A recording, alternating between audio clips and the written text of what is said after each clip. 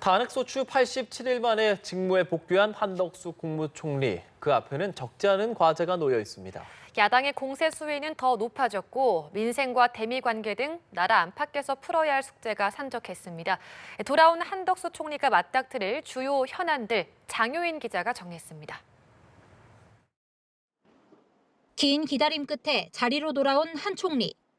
그 사이 여야 줄다리기는 더 팽팽해졌고 탄핵소추 당시 불거졌던 문제들은 여전히 해답을 찾지 못하고 있거나 더 악화했습니다. 당장 관심을 끄는 건 마은혁 헌법재판관 후보자 임명 여부입니다.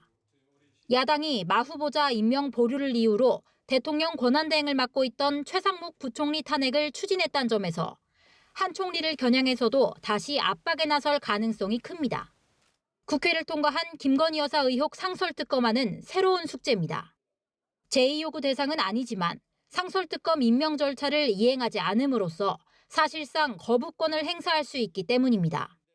앞서 한 총리가 여야 합의가 선결과제라며 헌법재판관 임명과 상설특검 임명 절차를 이행하지 않았다는 점에서 이번에도 비슷한 선택을 할 거란 관측이 나옵니다.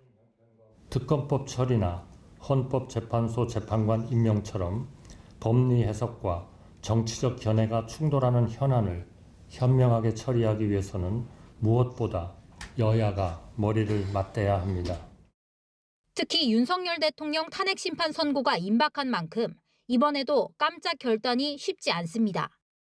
연일 고강도 압박을 이어가는 야당과의 관계 설정이 쉽지 않아 보이는 이유입니다. 게다가 여당과 재계가 이사의 충실 의무 대상을 주주로 확대하는 상법 개정안에 거부권 행사를 요청한 상태여서 상법 개정을 주도하는 야당과 또 충돌할 우려가 있습니다. 무엇보다 트럼프 2기 미국 행정부와의 관계 강화가 최대 과제 중 하나로 꼽힙니다. 한미 고위급 소통이 지지부진한 상황에서 한 총리가 외교 리더십 공백을 해소하고 관세 정책의 파고를 넘을 수 있을지 주목됩니다.